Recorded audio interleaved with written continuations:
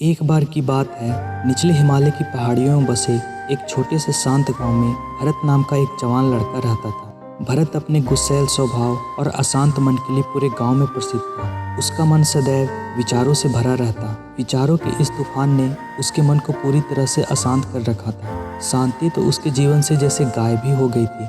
वह हर समय अपने विचारों में खोया रहता और एक तनावपूर्ण जीवन जी रहा था। अपने अशांत मन और गुस्सैल स्वभाव की वजह से उसके घर वालों और गांव के लोगों से भी उसके संबंध अच्छे नहीं थे, जिस वजह से वह खुद को और भी अकेला व अपमानित महसूस करता। वह और भी ज्यादा मानसिक तनाव की स्थिति में चला जाता। एक दिन की बात है, भरत अपने गांव के बाहर की गलियों में टहल रहा था कि तभी उसका सामना एक बूढ़े बौद्ध भिक्षु से हुआ, जो कि एक पेड़ के नीचे ध्यान की अवस्था में बैठे हुए थे। बौद्ध भिक्षु के चेहरे से एक निर्मल शांति की आवाज झलक रही थी। इस असीम शांति ने भरत को बौद्ध भिक्षु की तरफ आकर्षित किया। जब भरत बौद्ध भिक्षु के निकट पहुंचा, तब उसने उनके चारों तरफ एक सकारात्मक ऊर्जा का अनुभव किया। भरत को यह महसूस हुआ कि यह असीम शांति और अद्भुत सकारात्मक ऊर्जा का स्रोत कहीं न कहीं बौद्ध भिक्षु के भीतर ही है। इसलिए वह वहीं बैठकर उनकी आंख खुलने का इंतजार करने लगा। थोड़ी देर बाद जब बौद्ध भिक्षु ने अपनी आंखें खोली, तो उन्होंने अपने सामने एक जवान लड़के को बैठा पाया, जो कि काफी तनावग्रस्त और नकारात्मक से भरा हुआ लग रहा था। भरत ने बौद्ध भिक्षु की तरफ बड़ी ही लालसा भरी नजरों से देखा और बड़े सम्मान पूर्वक कहा, मुनिवर, मेरा मन बहुत अशांत है। मेरे मन के विचार मुझे खाए जा रहे हैं। मैं एक क्षण के लिए भी शांति का अनुभव नहीं कर पा रहा हूँ। क्या आप मुझे सिखा सकते हैं कि मैं अपने अशांत मन को शांत कैसे कर सकता हूँ? बौद्ध भिक्षु ने भरत के दर्द को समझते हुए उसकी ओर दया भरी नजरों से देखा और कहा, मेरे प्यारे बच्चे, मैं तुम्हें एक कहानी सुनाना चाहता हूँ। इस कहानी में मानसिक शांति और खुशहाली के रहस्य छुपे हुए हैं। क्या तुम इस कहानी को सुनना चाहोगे? भरत ने हाँ में अपना सिर हिला दिया और पूरी एकाग्रता के साथ कहानी सुनने को तैयार हो गया। उसके अंदर की उत्सुकता अब अपने चरम पर थी। बौद्ध भिक्षु ने कहानी सुनानी शुरू की। बहुत समय पहले की बात है, एक नगर में शक्ति नाम का एक आदमी रहता था। शक्ति बहुत ही महत्वाकांक्षी व्यक्ति था। उसे हर काम में लोगों से तारीफ चाहिए होती थी। अगर उसे किसी काम में असफलता या लोगों से बुराई सुनने को मिलती, तो वह गहरी चिंता और तनाव में चला जाता। उसका मानना था कि सफलता और भौतिक संपत्ति उसे मनचाहा सुख देगी, लेकिन वह जितना ही सफलता और तारीफ के पीछे भागता, वह उतने ही गहरे मानसिक तनाव में डूबता जा रहा था। लेकिन एक दिन अचानक इस शक्ति का सामना उस समय के बहुत ही प्रसिद्ध बौद्ध भिक्षु से हुआ, जिनका नाम था महाकौशक। महाकौशक अपने हजारों शिष्यों को ध्यान साधना की शिक्षा दिया करते और वह खुद भी बहुत ही बड़े ध्यानी और ज्ञानी व्यक्ति थे। महाकौशक की अद्भुत एकाग्रता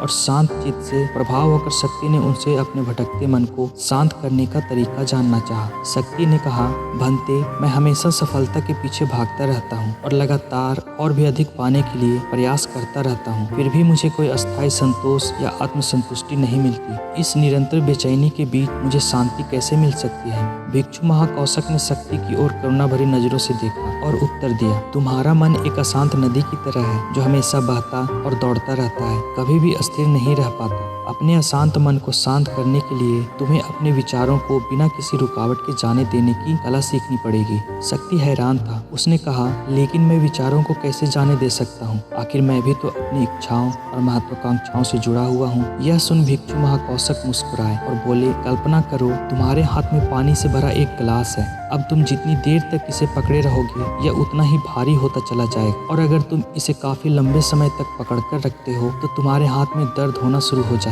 लेकिन अगर तुम अपनी पकड़ ढीली कर देते हो और इसे जाने देते हो, तो बोझ खत्म हो जाएगा। भरत ने कहानी और उसके संदेश को ध्यान से सुना। वह समझ गया कि अपने विचारों और इच्छाओं से चिपके रहना ही उसके बोझ को बढ़ाता है और उसके अंदर अशांति पैदा करता है। अब भरत को कहानी का अंत सुनने का बेसब्री से इंतजार था। बौद्ध भिक्षु ने कहानी को जारी रखते हुए कहा, शक्ति ने बौद्ध भिक्षु महाकौशक की सलाह मानते हुए विचारों को जाने देने का अभ्यास शुरू कर दिया। वह अपने विचारों और भावनाओं को बिना किसी पूर्व निर्णय के बस आते और जाते हुए देखता। अब उसने विचारों को पकड़ना छोड़ दिया। उसके अंदर विचार उठते और स्वतः ही समाप्त हो जाते। धीरे धीरे उसे महसूस होने लगा कि उसके इच्छाएं और लगाव ही उसके सभी दुखों का कारण है। जैसे जैसे शक्ति गहरी साधना में उतरता गया, उसने पाया कि वर्तमान में रहना ही आंतरिक शांति का एकमात्र स्रोत है। वह स्वयं को वर्तमान में स्थिर करके अपने मन की निरंतर बकबक से छुटकारा पा सकता है। धीरे धीरे शक्ति का मन एक शांत सरोवर की तरह हो गया, जो अपने चारों ओर सुंदर दुनिया को अपने में चित्रित कर लेता है। उसने जीवन की सादगी में संतोष पाकर अति महत्वाकांक्षा और भौतिक संपत्ति के प्रति लगाव को छोड़ दिया। जैसे जैसे लोगों के बीच शक्ति के अंदर हुए इस अद्भुत बदलाव की खबर फैली,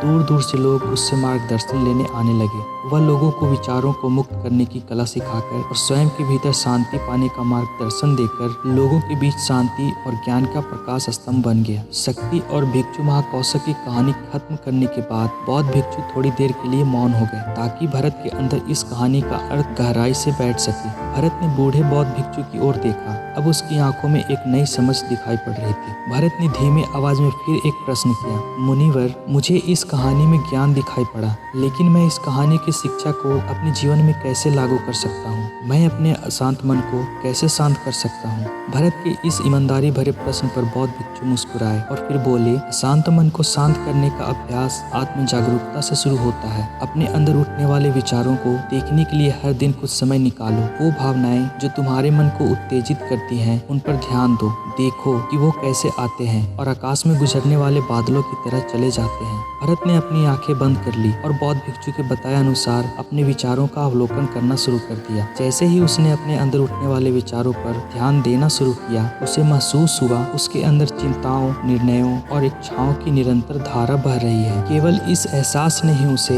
एक अद्भुत शांति का एहसास करवाया। उसे यह भी एहसास हुआ कि वह इस सभी विचारों और भावनाओं से अलग है। बौद्ध भिक्षु ने आगे कहा, जैसे शक्ति ने खुद को लगाव और आसक्ति से अलग कर लिया था, वैसे वह भी अपने मन को परेशान करने वाले विचारों और भावनाओं से मुक्त करने का अभ्यास विकसित कर सकता है। जैसे ही विचार उठे, उसे किसी पूर्व निर्णय के स्वीकार करो और फिर धीरे धीरे उन्हें जाने दो और वर्तमान क्षण पर अपना ध्यान केंद्रित करो। लेकिन मुनिवर, भरत ने बीच में ही रोकते हुए कहा, क्या होगा अगर विचार और भावनाएं इतनी मजबूत हैं कि वो बनी रहें और मन को छोड़ने से ही इनकार कर दे? बौद्ध भिक्षु ने भरत की बात पर सहमति जताते हुए सिर हिलाया और कहा, ऐसे कई मौके आएंगे जब तुम्हारे मन में विचारों का बवंडर चल रहा होगा, जब तुम्हारा मन तुम्हारी बिल्कुल भी नहीं सुनेगा। तो ऐसे समय में तुम्हें अपनी सांसों की ताकत पर विश्वास रखना होगा। बौद्ध भिक्षु ने एक बार फिर भरत को अपनी आंखें बंद करके अपने पेट को फूलने और पिचकने को महसूस करते हुए अपनी सांसों पर ध्यान केंद्रित करने के लिए कहा। बौद्ध भिक्षु ने समझाते हुए कहा, जब भी तुम्हारा मन उत्तेजित और अशांत हो तो तुरंत अपनी सांसों पर लौट आओ। सांसों की नियमित गति तुरंत तुम्हें वर्तमान की क्षणों में वापस खींच लाएगी और एक शांति का एहसास करवाएगी। भरत ने कुछ देर तक बौद्ध भिक्षु के निर्देशानुसार अपनी आती जाती सांसों पर ध्यान केंद्रित करने का अभ्यास किया। इस छोटे से अभ्यास ने उसे अपने मन की शांति और अस्थिरता का एक क्षणिक अनुभव करवाया। उसे समझ आ गया कि यह सांसें तो हमेशा उसके साथ थी, जो वर्तमान क्षण की निरंतर याद दिलाती है, सांत्वना और शांति प्रदान करती है।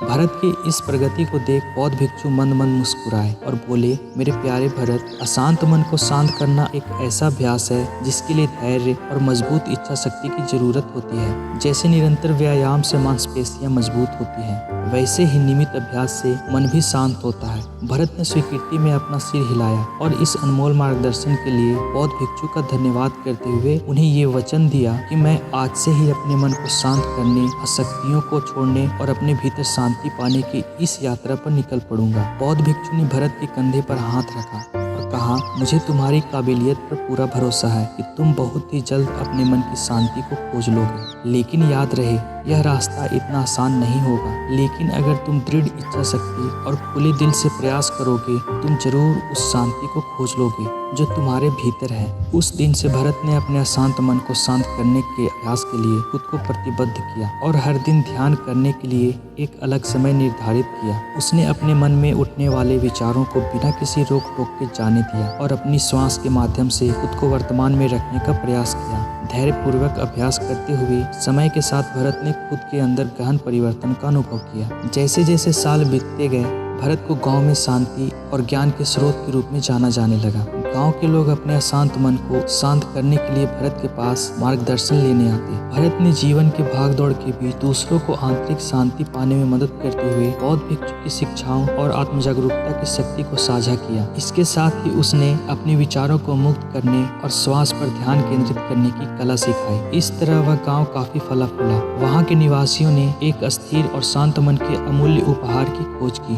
बौद्ध भिक्षु की शिक्षाओं और भरत के द्वारा कराए जा रहे अभ्यास के माध्यम से विचारों को जाने देने और वर्तमान में रहने की कला दूर दूर तक फैल गई, जिसने कई लोगों के जीवन को बदल कर रख दिया। जैसे जैसे और समय बीता, अशांत मन को शांत करने की भरत की यात्रा का एक जोरदार प्रभाव उसके गांव की सीमाओं के बाहर भी फैला। पड़ोस के गांवों और शहरों के लोग जब भरत के इस जादुई बदलाव की कहानी सुनते तो वो उससे सलाह लेने उसके पास चले आते। भरत उन लोगों के लिए आशा की किरण बन चुका था जो अपने मन को बोझ तले खुद को दबा हुआ महसूस कर रहे थे। भरत की शिक्षाएं सिर्फ सामूहिक प्रवचनों और ध्यान सत्रों तक सीमित नहीं थी, बल्कि वह रोजमर्रा के कामों को जागरूकता के साथ करने पर ज्यादा जोर देते थे। वह लोगों को याद दिलाते थे कि अपने विचारों और भावनाओं के प्रति जागरूक बनो। तुम दिन भर क्या बोलते हो, आसपास घटने वाली घटनाओं पर कैसे प्रतिक्रिया देते हो, इस पर ध्यान दो। हर एक काम को पूरी जागरूकता के साथ करो। जब भोजन करो तब हर एक निवाले के स्वाद का आनंद लो। जब सूरज की रोशनी में खड़े हो तो उसकी किरणों की गर्मी को महसूस करो। लोगों की बातों को पूरे ध्यान पूर्वक सुनो और समझो। ये सभी छोटे छोटे बदलावों ने लोगों के जीवन में चमत्कारिक परिवर्तन ला दिए। भरत की शिक्षाओं से लोगों ने जाना कि जीवन का आनंद और खुशी तो वर्तमान के पलों को जीने में है। दोस्तों, इसी के साथ यह कहानी खत्म होती है। उम्मीद करता हूँ कि आपको इस वीडियो से काफी कुछ सीखने को मिला होगा। धन्यवाद।